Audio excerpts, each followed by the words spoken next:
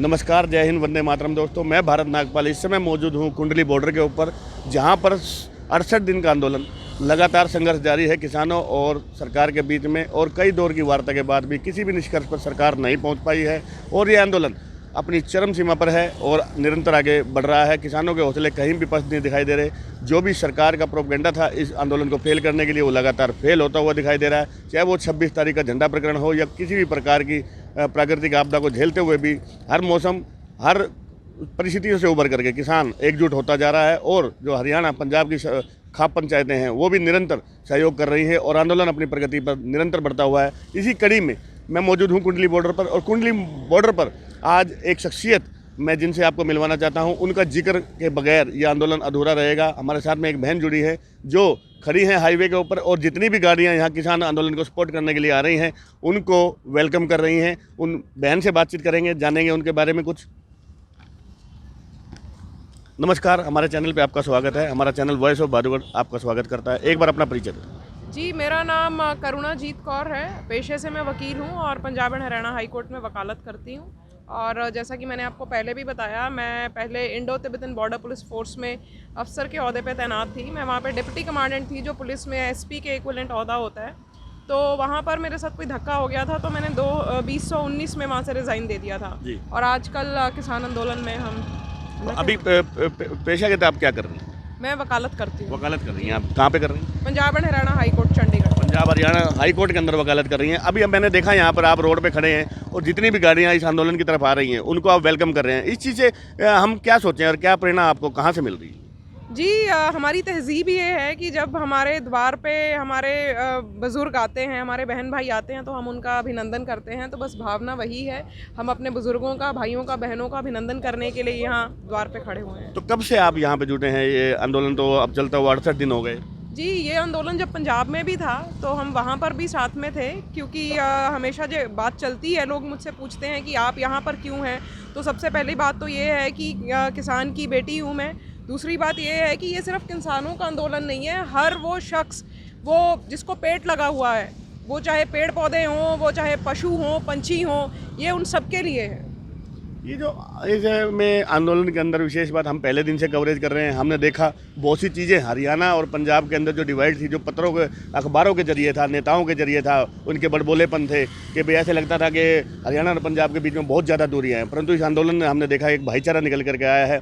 और हरियाणा तो वैसे भी पंजाब का एक छोटा भाई रहा है, जो 1966 में बना है। वो एक भाईचारे की मिसाल जो है, वो अब लगता है किसान समझदार हो रहा है और जो सरकारें प्रोपेगेंडा चलाती हैं उनको समझने लगा है। जी बिल्कुल, ये जो भाईचारा है, ये ऐसा नहीं है कि ये अभी बना है, ये हमेशा से था। ये लोगों को दिखा अब है, क्योंकि अब एक प्लेटफॉर्म बना है, एक मौका बना है।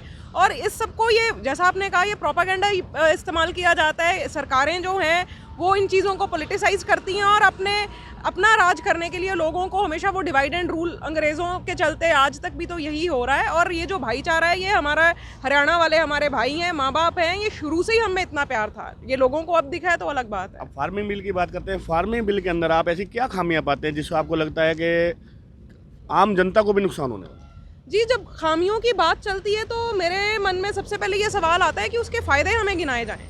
मैं आपको उंगलियों पे उसके 1000 नुकसान गिना दूंगी। अगर हम जनता की बात करें तो देखिए, इसमें 3 कानून हैं। जो 2 कानून हैं वो नए हैं, एक कानून जो है वो संशोधन कानून है। जो 2 कानून फार्मिंग को लेके हैं, उससे तो जो हिंदुस्तान का किसान है ये ख़त्म हो जाएगा। वो डेथ वारंट है हिंदुस्तान की खेती के लिए। और जहाँ तक वो जो तीसरा संशोधन अधिनियम है, जो एसेंशियल कमोडिटीज़ एक्ट है, तो ये मैं आपके माध्यम से, ये जो हमारा शहरी वर्ग है, ये जो हमारी नौकरशाही है, अफसरशाही है, हमारा मजदूर वर्ग है, वो लोग जिनके पास एग्रीकल्चरल लैंड नहीं है, कोई ज़मीन नहीं है, मैं उनको ये बताना चाहती हूँ कि ये पहली मौत ये सब मरेंगे। क्योंकि जो किसान हमारा है, उसके पास ज़मीन है, कुछ नहीं होगा तो वो कम से कम अपने बच्चों के लिए थोड़ी बहुत रोटी उगा के उनको खिला देगा।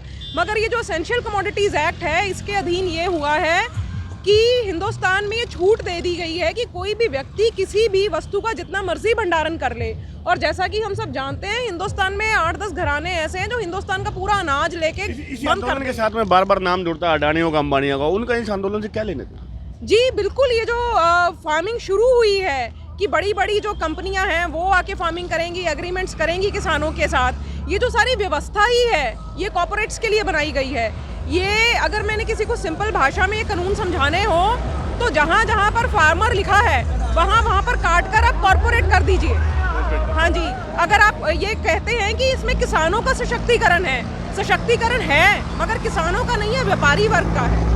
और ये तो अब बात खुल के सामने आ गई है कि हिंदुस्तान को सरकार नहीं चला रही, सरमाएदार चला रहा है, तो इसीलिए इन लोगों का नाम बार बार सामने आता है। तो आप मानते हैं कि ये जो मोदी सरकार है ये बिचौली का काम कर रही है कॉर्पोरेट के बीच में?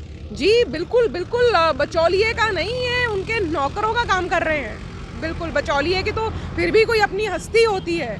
ये जिस तरीके से मौके की सरकार बिल्कुल ही उनके हाथों में कठपुतली बनी हुई है, तो इस ज़मीन के लिए, इस सरजमीन के लिए हमारे बुजुर्गों ने अपनी जान की बलियां दी हैं, तो इतनी आज़ादी से हम इसको लुटने नहीं देंगे इतनी आसानी से। अमेरिका में एक छोटी सी घटना होती है, उसको लोकतंत्र की हत्या करा दिया जाता है, सिर्फ 4 लोग मरते हैं, उसके लिए मोदी अपना शोक संदेश देते हैं, ट्विटर पर एक्टिव हो जाते हैं। और यहाँ पर 150 के करीब किसान अपनी जान गंवा चुके हैं, उनके लिए एक शब्द भी मोदी जी नहीं कहना पसंद करते।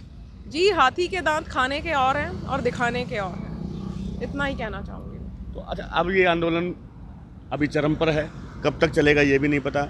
आप हमने यहाँ पे देखा, बहुत प्रभावित हुए, हम आपसे देख रहे थे कि आप सभी गाड़ियों का वेलकम कर रहे हैं। आगे भी आंदोलन को आपको क्या लगता है कि ये कब तक चलेगा, सरकार निष्कर्ष पे पहुँचेगी या नहीं?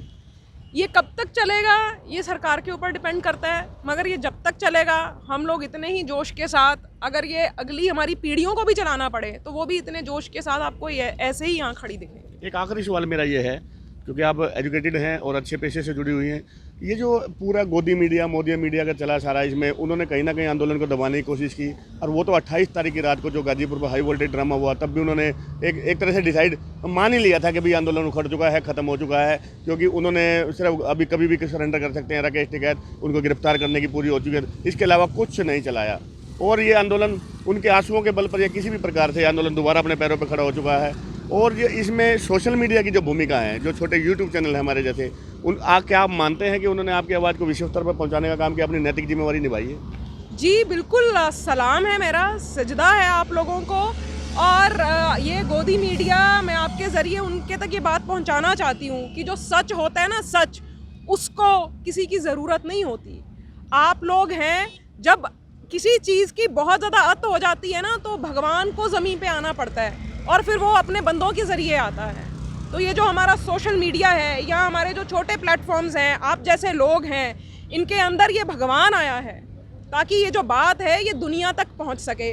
और आप मेरे को बताइए, आज दुनिया का कौन सा मुल्क ऐसा है जहां तक इस आंदोलन की जो गूंज है वो नहीं गई है? ये नेट बंद है, यहाँ पर 6 दिन हो गए, हमारे सभी बॉर्डर के ऊपर नेट बंद है, हम भी बड़े परेशान हो रहे हैं। व्यवसायिक नुकसान चाहे कितना भी हो रहा है, पर सरकार की ये सोच है कि नेट बंद करने से आंदोलन खत्म हो जाएगा। जी, मैं जैसे फौज में भी रही हूँ तो थोड़ी मेरी सोच वैसी है। मैं कहती हूँ इनको ये और भी कर लें, क्या क्या कर सकते हैं, सब कुछ बंद कर लें, फिर भी वो पंजाबी में हमारे कहावत है, जो मन विच होवे सच कोठे चढ़ के नच।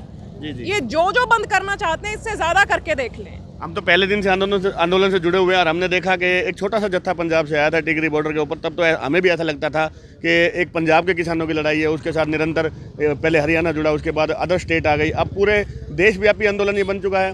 तो हमने तो ठंड भीषण देखी, बारिश हुई, तिरपाल टपकते हुए देखे, जब ये आंदोलन नहीं टूटा। तो अभी सरकार जो कुछ भी प्रोपेगेंडा चलाती है, तो मुझे तो ऐसा लगता है कि आंदोलन लंबा चलेगा, अभी भी आपका संघर्ष जारी रहेगा। बाकी ये संघर्ष में आपको कामयाबी मिले, ऐसी शुभकामनाएं हम अपने चैनल के जरिए देना चाहते हैं। वॉइस ऑफ बादुगढ़ के लिए मैं भारत नागपाल, कर्णाजीत बहन के साथ में, कैमरामैन सचिन गुप्ता के साथ, धन्यवाद। एक बार विक्ट्री का साइन हमारा है, आपको विक्ट्री मिले।